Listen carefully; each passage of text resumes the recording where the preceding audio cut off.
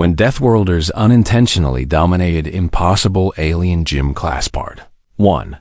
The exchange students. The spaceship landed softly on the purple grass of planet Velen. Inside, 5 young humans pressed their faces against the window like excited children. They had traveled for 3 months through deep space to reach the Galactic Academy of Unified Species. They were the first humans ever accepted into this famous school. Taiho was the oldest, at 22 years. He was tall with broad shoulders and a calm face. He had worked as a delivery driver in Bizin before the government selected him for this program. Beside him sat Jiwoo, a 20-year-old with messy hair and quick eyes. She had studied computers at a small university and loved solving puzzles. Yuna was quiet and thoughtful. She spent most of the journey reading books about alien cultures. Dongwon was the youngest at 19. He laughed easily and made friends with everyone, even the ship's cleaning robot. And Mireille was the group's unofficial leader. She had a sharp mind and a warm heart. Back on Earth, she had been a nursing student. None of them were soldiers. None of them were athletes. They were just ordinary young people chosen because they were healthy, smart, and willing to travel very far from home. The door of the spaceship opened with a hiss. Warm air rushed inside. It smelled like flowers and something sweet that none of them could name. Taiho stepped out first. His feet touched alien soil for the first time in human history. A crowd was waiting for them. But it was not a welcoming crowd.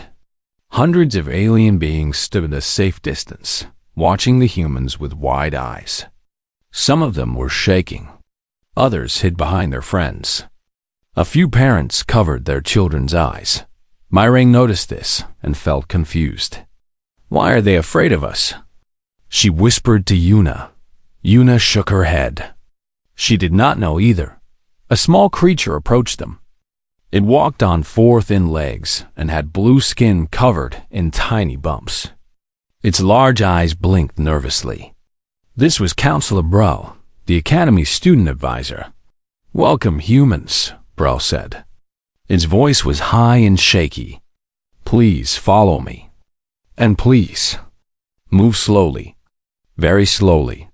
The 5 humans looked at each other. They shrugged and followed the counselor at what they thought was a slow pace. Behind them, the crowd gasped. To the aliens, the humans were still moving frighteningly fast. Counselor Brel led them through the academy grounds. The buildings were beautiful. They were made of something that looked like glass, but bent like rubber. Gardens floated in the air. Rivers flowed upward into the sky. Everything was soft and gentle and light. "Your planet," Brel said as they walked, "is classified as a Class 12 death world. This is the most dangerous category." Dongwon laughed. "Death world? Earth? But we have beaches and parks and coffee shops." Brel stopped walking. It turned to look at Dongwon with an expression of pure horror. "Your planet has a gravity of 9.8 meters per second squared. This is crushing. Your atmosphere is 21% oxygen. This is highly toxic and explosive. Your temperature ranges from -89 degrees to 57 degrees. This is extreme beyond imagination. Your world has predators in every environment. Land, sea, air, even underground. And your species. Your species evolved to survive all of this." The humans were silent. They had never thought of Earth this way. "We put warning signs in your classrooms," Brel continued. "We have informed all students to keep a safe distance from you. We have prepared special food because we were not sure if normal food could survive inside your digestive systems." Mireille wanted to explain that they were not dangerous, but she did not know where to begin. Their living quarters were in the low-gravity wing of the academy. This was designed for delicate species who could not handle normal planetary gravity. Brel explained that this would be more comfortable for the humans. The moment they entered their rooms, Jiwoo took a normal step and flew into the ceiling. She bounced off and landed on Taiho, who barely felt the impact. Dongwon tried to sit on his bed and launched himself across the room like a ball. "I think there has been a mistake," Yuna said calmly. Floating near the window dot, it took them 2 hours to learn how to move without flying. They had to walk like they were stepping on eggs. They had to sit down like they were made of paper. Even breathing too hard could push them backward. That night, they gathered in Maray's room to talk. They sat on the floor because the beds were too bouncy. "Everyone here thinks we are monsters," Jiwoo said. "Did you see how they looked at us?" "The counselor talked about Earth like it was hell," Dongwon added. "But I grew up in Daegu. The worst thing there was the summer heat and my grandmother's spicy soup." Taiho was quiet for a moment. Then he spoke. "I think we need to be very careful. We do not want to scare anyone. We are here to learn and to show that humans can be good members of the galaxy." Mirai nodded. "We should try to make friends. Show them we are not dangerous." "How?" Yuna asked. "They run away when we walk toward them." Nobody had an answer. The next morning, they attended their first class. It was a simple orientation session about academy rules. The classroom was full of different alien species. There were beings made of light. There were creatures that looked like floating jellyfish. There were small furry animals with 6 eyes. And there were the 5 humans sitting in the back row, trying very hard not to move. The teacher was a tall being with silver skin and no face. It spoke through vibrations in the air. "Welcome to all new students. This year, we have a special group joining us. For the first time in Academy history, we have accepted students from a death world. Please welcome the humans." Every eye in the room turned to look at them. The room went completely silent. Dongwon smiled and waved. "Hello, nice to meet everyone." A small creature in the front row fainted. 2 others started crying. One student made of gas simply floated out through the wall. Dongwon's smile faded. "Was it something I said?" Mirai put her hand on his shoulder. "I think it is going to take some time," she said softly. She was right. But none of them knew just how much their presence would change this academy, and how a simple gym class would turn 5 ordinary humans into the most famous students in the entire galaxy. When Deathworlders Unintentionally Dominated Impossible Alien Gym Class Part 2, the mandatory physical assessment 2 weeks passed at the academy. The 5 humans were still struggling to fit in. Other students still ran away from them in the hallways. The dining hall went quiet whenever they entered. But they kept trying. They smiled at everyone. They spoke softly. They moved as slowly as they could. Then came the notice that changed everything. All first-year students must complete the standard galactic fitness examination, the announcement said. Report to the physical assessment hall tomorrow morning. Mirai read the notice 3 times. Physical fitness examination? She said, like a gym test? I was terrible at gym in school, Jiwoo admitted. I hope they do not make us run. How hard can it be? Dongwon said with a shrug. It is just basic fitness stuff. The next morning, the 5 humans walked into the physical assessment hall. It was a massive building with high ceilings and strange equipment everywhere. Hundreds of students from different species were already there, stretching and preparing. When the humans entered, the hall went silent. Everyone turned to stare. Whispers spread like wind through grass. The Deathworlders are here. I heard they can break bones with their hands. Do not make eye contact. The humans pretended not to hear. They found a spot in the corner and waited. The head instructor approached them. His name was Keth, and he looked like a very tall stick insect. His body was thin and delicate, and his voice sounded like wind chimes. Ah, the humans, he said, looking at his electronic pad. We have prepared special safety measures for you. Please try not to hurt anyone." "We are not going to hurt anyone," Taiho said calmly. Keth did not look convinced. He stepped back several meters before continuing. "The examination has 3 tests: endurance, strength, and environmental resistance. Good luck." The first test was the endurance march. Students had to walk continuously for 1 standard galactic hour without stopping.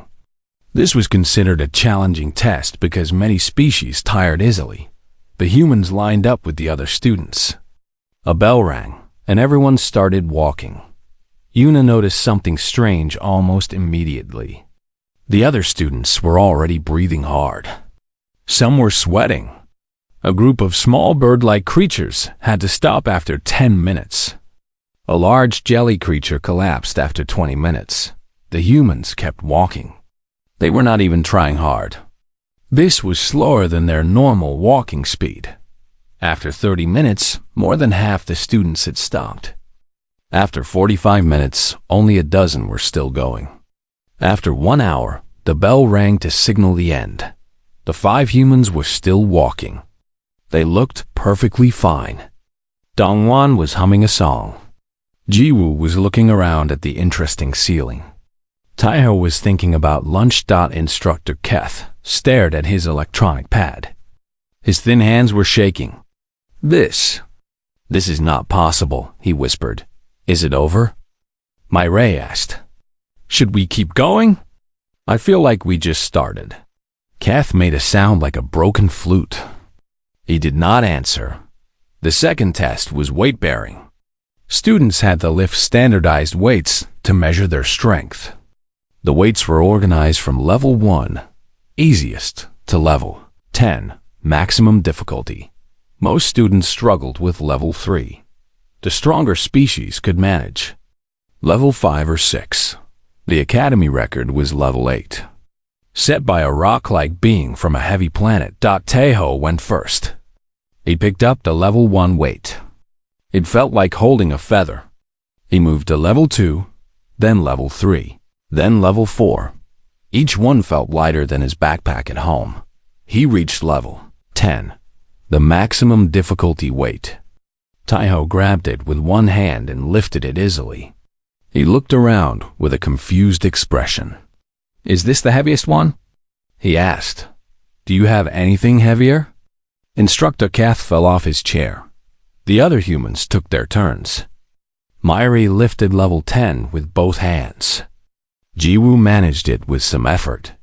Even Dongwon, who had never exercised seriously in his life, lifted level 8 easily. The other students watched in stunned silence. Some of them were recording videos on their devices. Others were hiding behind equipment. The third test was environmental resistance. Students entered special chambers that simulated harsh conditions. There was a heat chamber, a cold chamber, and a high-pressure chamber. Students had to survive in each chamber for as long as possible. The heat chamber was set to 40 degrees.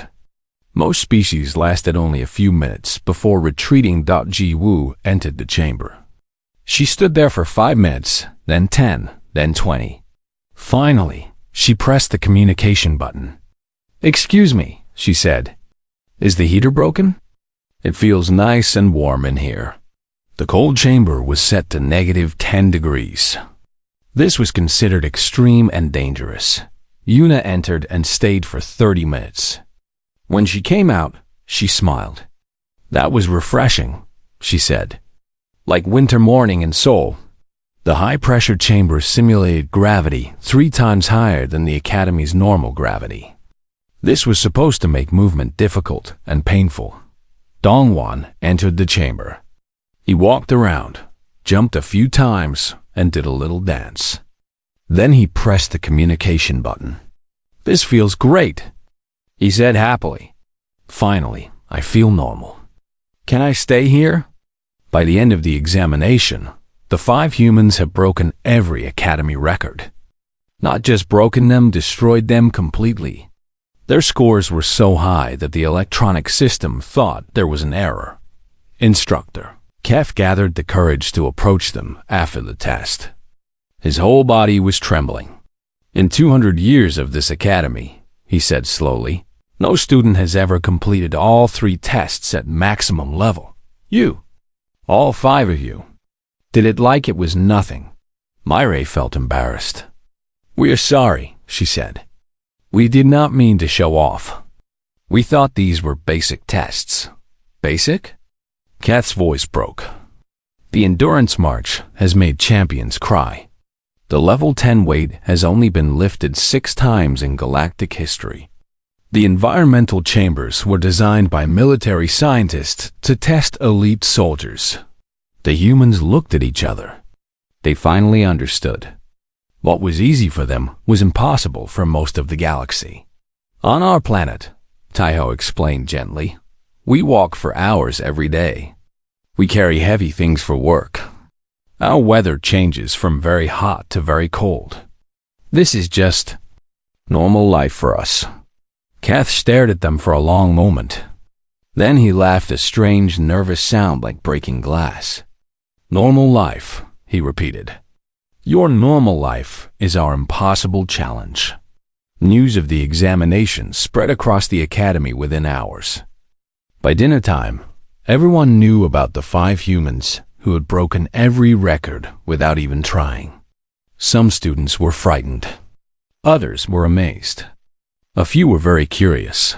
That night, as the humans ate dinner in their usual corner of the quiet dining hall, a small crystalline being approached their table. It was shaped like a geometric flower and gave off soft rainbow light. "Hello," it said in a musical voice.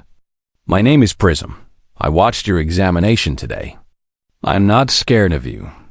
I think you are interesting." The humans smiled.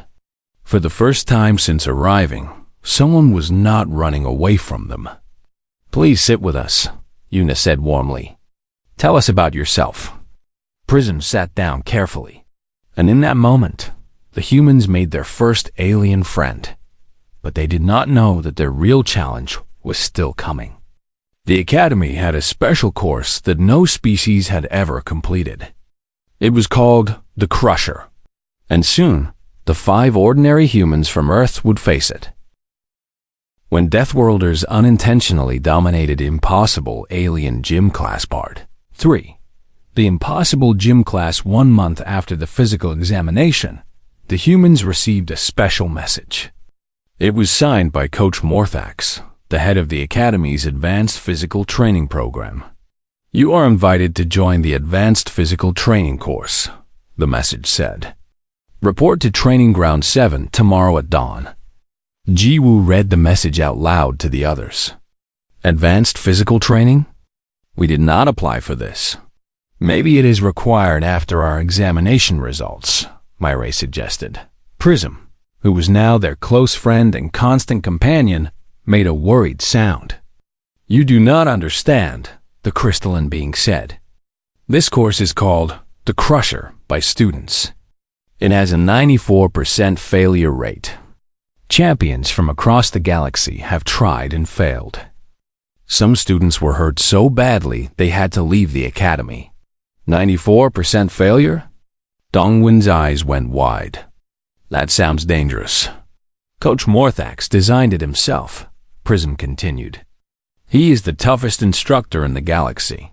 He has trained military forces and professional athletes.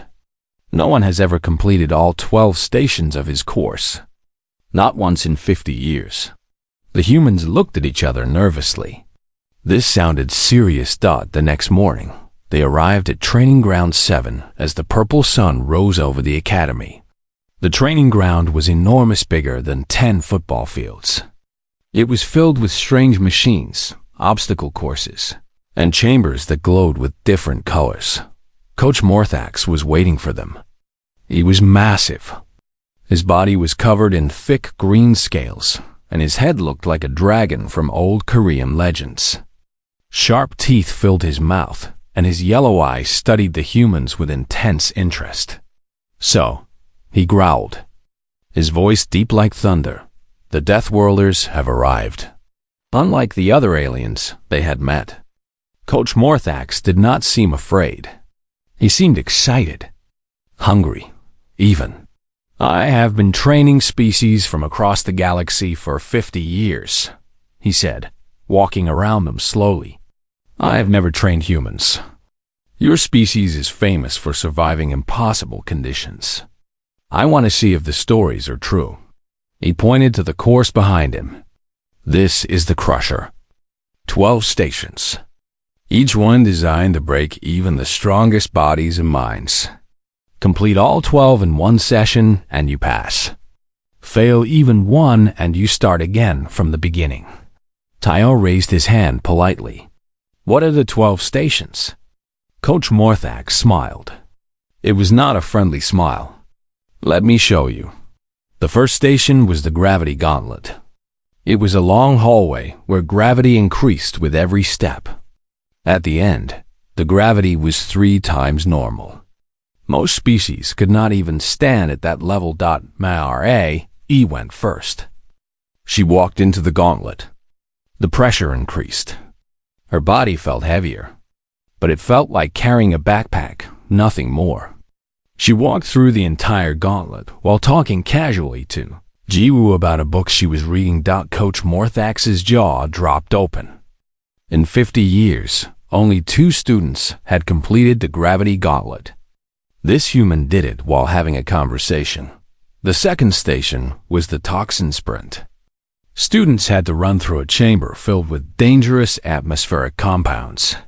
Warning signs covered the entrance. Taiho stepped inside and started running. The air smelled strange, a mixture of chemicals and something sour. He sniffed curiously. This smells like the subway in Bizon during summer, he said. Maybe a little cleaner. He finished the sprint without any problems. The third station was the Thermal Traverse. It was a long path that went through extreme heat and extreme cold. Students had to cross without protective equipment. Yuna entered calmly. The heat section felt like summer in Dagu. The cold section felt like winter in the mountains.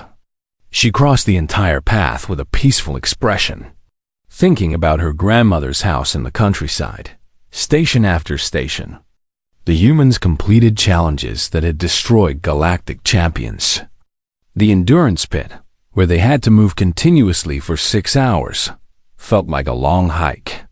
The strength trials, where they had to break through barriers, felt like opening stuck doors. The balance course, designed to test coordination under stress, felt like walking on a rocky beach. By the 6th station, Coach Morthax was no longer watching with excitement. He was watching with something close to fear. The 7th station was the Predator simulation. This was considered the most psychologically difficult test. Students entered a holographic chamber where realistic predators attacked them. The simulation measured fear response, survival instinct, and decision-making under pressure. The 5 humans entered together. The chamber activated. Holographic monsters appeared, creatures with sharp claws, poison fangs, and terrible speed. Something changed in the humans. Their eyes became focused. Their bodies moved with purpose. They did not run away. They did not freeze in fear. Instead, they analyzed the threats, communicated with quick words and hand signals, and systematically fought back. Dong1 picked up a holographic rock and threw it with deadly accuracy. Jiwoo found the pattern in the monster's attacks and called out warnings. Taiho protected the others with his larger body. Yuna stayed calm and directed everyone's movements. Myre made quick decisions and kept the team organized. In 10 minutes, they had defeated every predator in the simulation. The system had to shut down because it ran out of enemies to send. Coach Morthax stood frozen at the observation window. His scaled hands gripped the railing so hard that it bent. What? What are you? He whispered. The humans came out of the chamber looking energized rather than exhausted. That was fun, Dongwon said with a bright smile. The monsters were not very smart, though. They kept attacking one at a time. Jiwoo nodded. The AI could use some improvement. Real predators would coordinate better. Real predators? Coach Morthax's voice was barely audible. You have experience with real predators? Of course, Una said simply. Earth has predators everywhere. We learn about them as children. What to do if you meet a bear. How to escape from sharks. Which snakes are dangerous. It is basic survival education. Coach Morthax sat down heavily. His legs could no longer support him. Over the next 3 weeks, the humans completed all 12 stations of the Crusher. They did not just complete them, they made them look easy. They talked and laughed while doing exercises that had made champions cry. They helped each other over obstacles that were designed to be impossible alone, and something strange began to happen. Coach Morthax stopped trying to challenge them. Instead, he started asking questions. He wanted to understand how humans could be so strong, so resilient, so adaptable. On our planet, Myra explained during one session, we call this persistence hunting. Our ancestors could not run as fast as prey animals. So they chased them for hours, sometimes days, until the animal was too tired to run anymore. Humans are not the strongest or fastest. We just do not give up. Coach Morthax listened carefully. He took notes. For the first time in his career, he was learning from his students instead of teaching them. Word spread across the academy that the 5 humans had completed the Crusher. Not just past dominated. Videos of their training sessions went viral across the galactic network. Species that had never heard of humans were now watching clips of these strange beings from a death world. Some viewers were terrified. Some were amazed. But everyone agreed on one thing. Humans were unlike anything the galaxy had ever seen. One evening, after a long training session, the 5 humans sat with Prism and Coach Morthax in the empty training ground.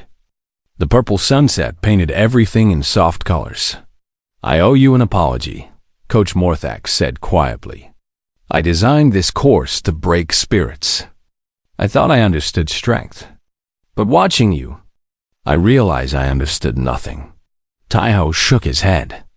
You have nothing to apologize for. We learned a lot from your course. It helped us understand our own bodies better. That is what frightens me, Coach Morthax admitted. You do not even know how extraordinary you are. To you, this is all normal. Myra smiled gently. On Earth, we are just ordinary people. We are not athletes or soldiers. We are just people. The coach laughed a deep, rumbling sound. Ordinary people who can survive anything. The galaxy is not ready for your species. He was more right than he knew. Because very soon, an invitation would arrive that would push the 5 humans into the spotlight of the entire galaxy. The Interstellar Athletic Coalition had been watching, and they wanted the humans to compete. When Deathworlders Unintentionally dominated Impossible Alien Gym Class Part 4, the Galactic Championship invitation, the message arrived on a quiet morning. It was official, stamped with the seal of the Interstellar Athletic Coalition, an address to the 5 human students of the Galactic Academy. You have been selected to represent your academy at the Galactic Youth Championships. This is the highest honor in interstellar athletics. Please confirm your participation within 10 days. Counselor Brawl delivered the message personally. The small blue amphibian was no longer afraid of the humans. Over the past months, Brawl had watched them make friends, help struggling students, and treat everyone with kindness. Fear had slowly transformed into respect. This is unprecedented, Brawl explained, sitting carefully on a cushion in the humans' common room. The Galactic Youth Championships have existed for 300 years. Deathworld species have never been invited. Never. Myra read the message again. Why now? Why us? Your examination results. Your completion of the Crusher. The videos that spread across the network. Brell's large eyes blinked slowly. The galaxy is curious about humans. Some are excited. Some are worried. But everyone wants to see what you can do. The humans looked at each other. They were not sure how to feel. That evening, they held a meeting in Dongwon's room. Prism was there too, glowing softly in the corner. Over the past weeks, Prism had become like family to them. The crystalline being had taught them about galactic customs, helped them avoid social mistakes, and defended them against students who still feared humans. "I do not think we should do this," Jiwoo said first. Her voice was uncertain. "We are not athletes. We never trained for competitions. Back on Earth, I spent most of my time at computers, not in gyms." "Same," Mireille agreed. "I studied nursing. I wanted to help sick people, not win sports trophies." Taiho nodded slowly. "I delivered packages. I played football on weekends with my cousins. That is my entire athletic experience." Dongwon laughed nervously. "I failed gym class in middle school. My teacher said I had no coordination. And now they want me to compete in galactic championships." Yuna, who had been quiet, finally spoke. "But if we refuse, what message does that send? Humans finally get invited to participate in something important, and we say no?" The room went silent. She had a point. Prism's light flickered, a sign of the crystalline being thinking deeply. "There is another issue," Prism said. "Not everyone wants you to compete. There are protests." "Protests?" Moray's eyebrows rose. Prism projected a holographic display showing news reports from across the galaxy. Headlines scrolled past. "Deathworlders in championships, unfair advantage?" And Featherlight Collective demands human ban, and is Earth biology cheating? "Many species believe it is unfair," Prism explained. "They say your bodies are so different that competing with you is meaningless. Some say it would be like racing a spaceship against a bicycle." Dongwon frowned. "But we did not ask for our bodies. We did not choose to be born on Earth. How is that unfair?" "It is not about fairness," Taiho said thoughtfully. "It is about fear. They are afraid of us. If we compete and win easily, that fear will only grow." The discussion continued for hours. They talked about responsibility, about representation, about what their participation would mean for future humans in the galaxy. They talked about the weight of being the first. Finally, as the purple night sky darkened outside the window, Mireille made a decision. "We should compete," she said firmly. "But not to win. Not to prove we are better. We should compete to show who we really are." The others looked at her with questioning eyes.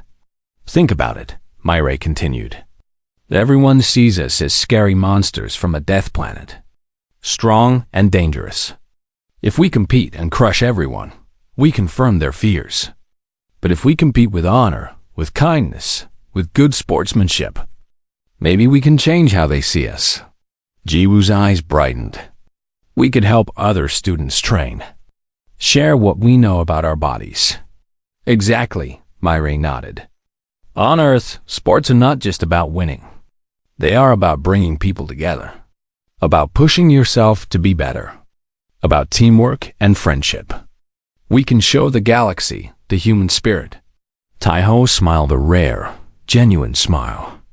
"We represent not just ourselves, but all of humanity. If we act with dignity, maybe future humans will be welcomed instead of feared." The decision was made. They would compete. But they had one condition. The next day, they called a meeting with Coach Morthax and Counselor Brell. The humans presented their condition. They would compete, but only if they could train alongside their alien classmates and share everything they learned. Coach Morthax was confused. "You want to help your competition? Why would you do this?" "Because we do not want to dominate," Yuna explained softly. "We want to participate. There is a difference." Brell's blue skin rippled with emotion. "This is very unusual. but very noble. News of the humans' condition spread quickly. Students who had avoided them now approached with curiosity. For the first time, aliens asked to train with the humans instead of running away from them. The training sessions became something special. The humans did not hold back, but they also explained everything. Why their muscles worked differently, how their breathing helped them endure, what mental techniques they used to push through pain.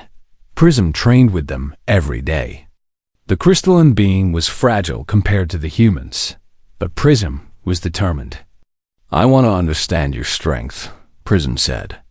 "Not to become strong like you, but to become the best version of myself." Other students joined too. A group of floating gas beings learned breathing techniques from Jiwoo. Some insectoid students practiced coordination exercises with Dongwon. Even a few of the delicate feather-like collective members came to watch, though they kept their distance. Coach Morthax observed everything with growing admiration. In 50 years of coaching, he told the humans one day, "I have never seen athletes help their opponents improve." Most champions want to stay ahead. You want to lift everyone up. Taiho shrugged. "On Earth, we have a saying, a rising tide lifts all boats. When everyone gets better, the competition becomes more meaningful." Weeks passed. The championship date approached. The humans trained hard, but they spent equal time helping others train. They answered endless questions about human biology. They demonstrated techniques. They encouraged struggling students who wanted to give up. And slowly something changed in the academy. The fear did not disappear completely, but it became smaller. Students who once ran from humans now waved hello in the hallways. Aliens who once whispered about monsters now talked about the kind Deathworlders who helped them improve. The night before leaving for the championships, the 5 humans sat on the roof of their dormitory. The galaxy stretched above them, countless stars shining in the dark. Somewhere out there was Earth, their home, so far away. "Are you nervous?" Jiwoo asked quietly. "Terrified," Dongwon admitted with a laugh. "Me too," Myray said. "But I'm also excited. This is our chance to show the galaxy what humans are really about." Taiho looked at his friends, his family now, after everything they had been through together. "Whatever happens tomorrow, I am proud of us. We stayed true to ourselves. We did not become monsters just because everyone expected us to be." Yuna smiled at the stars. "My grandmother used to say something. Character is what you do when nobody is watching. But now the whole galaxy is watching. We must show them our true character." They sat in comfortable silence, 5 ordinary young people from Earth, about to face the biggest stage in the galaxy. They did not know what the championships would bring, but they knew who they were. And that was enough. Tomorrow, billions of eyes across known space would watch them. Tomorrow, they would represent not just themselves, but all of humanity. Tomorrow, everything they believed would be tested. The stars twinkled above them, ancient and patient, waiting to see what the Deathworlders would do. When Deathworlders unintentionally dominated impossible alien gym class part 5, the championship and a new understanding, the Galactic Youth Championships, were held on Station Prime, a massive artificial world floating in neutral space. It was built specifically for events like this, a place where species from across the galaxy could gather without territorial concerns. The 5 humans arrived to find themselves at the center of a media storm. Cameras floated everywhere, capturing their every movement. Reporters from 1,000 worlds shouted questions in languages the translation devices struggled to keep up with. How does it feel to be the first Deathworlders in the championships? Do you think your participation is fair to other species? Are the rumors true that humans can survive being crushed? Myray handled the reporters with calm grace. "We are honored to be here. We respect all our competitors. We are not here to prove we are better. We are here to participate and learn." The opening ceremony was spectacular. Representatives from hundreds of species marched into the enormous stadium. When the humans entered, a strange sound filled the arena, not cheering, not booing, but a nervous murmur. Billions of beings across the galaxy were watching, unsure what to think. The 5 humans walked with quiet dignity. They smiled and waved. They bowed to the other delegations. They acted exactly like what they were, ordinary young people, trying to represent their home with honor. The competitions began the next morning. Events were designed to test different physical abilities, speed, strength, endurance, agility, and teamwork. Each species competed in categories suited to their biology, but the open events allowed anyone to participate. The humans entered only the open events. They did not complain about categories where their biology gave advantages. They did not demand special treatment. They simply competed. The first event was the endurance circuit, a continuous course that tested how long competitors could keep moving. The humans completed it easily, but instead of celebrating their victory, they stayed at the finish line to cheer on other competitors still running. When a small, exhausted creature from a light-gravity world finally crossed the line, Dongwon lifted it gently and carried it to the medical station, where it was treated for dehydration. The second event was the strength challenge. Taiho won by a large margin, but he spent the award ceremony talking about the technique of a crystalline competitor who had used clever leverage to lift far more than expected. "That was brilliant," Taiho told the reporters. "True strength is not just muscle. It is intelligence and creativity."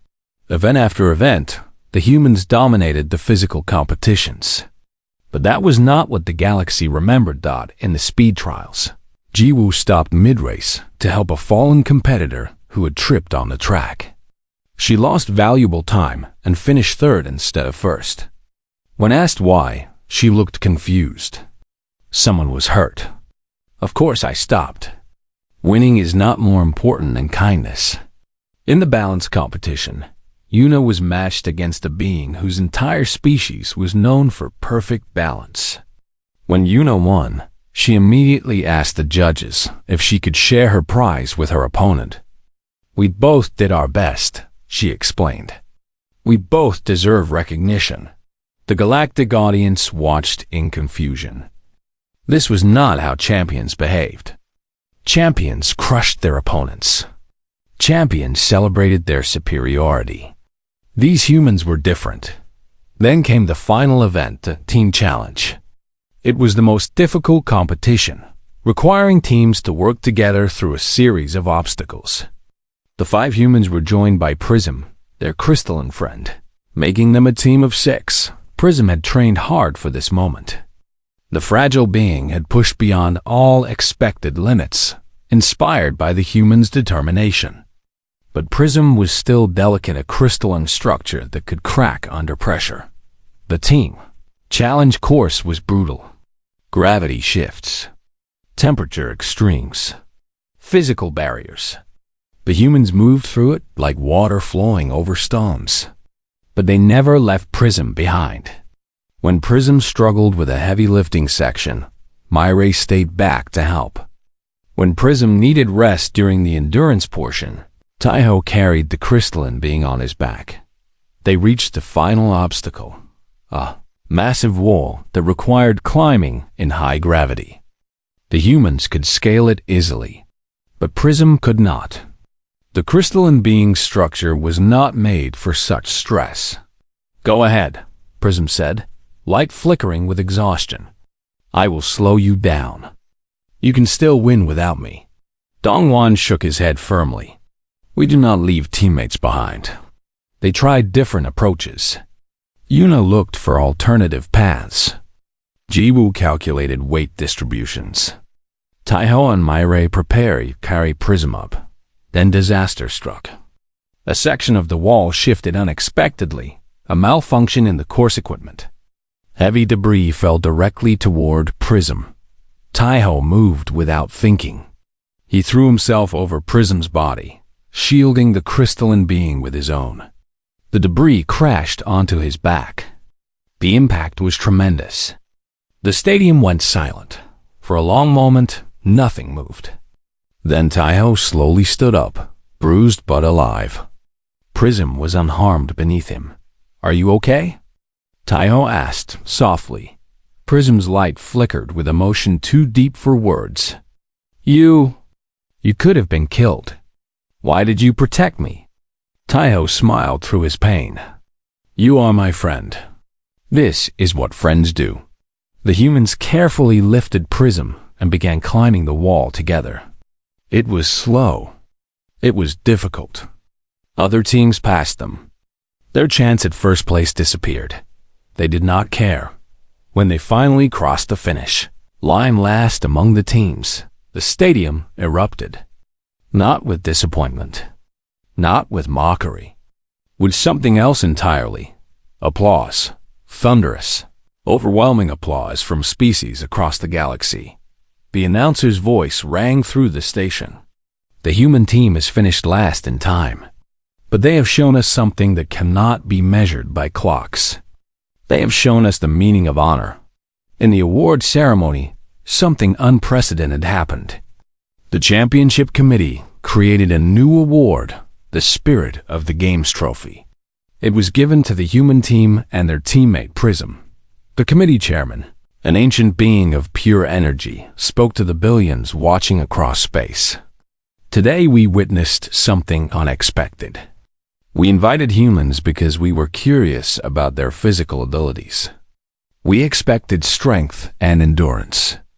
What we found was something far more powerful."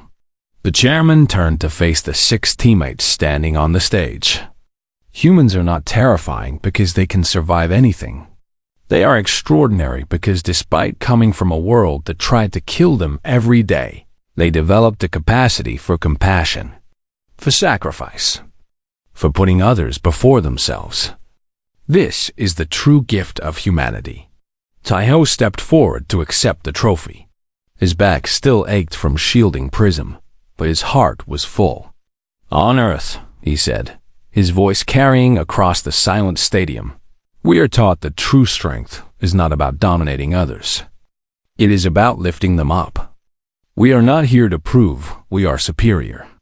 We are here to show that we can be good neighbors in this galaxy." He paused, looking at his friends, Myre with her gentle wisdom, Jiwoo with her quick mind, Yuna with her quiet strength, Dongwon with his bright heart, and Prism, their crystalline friend who had become family.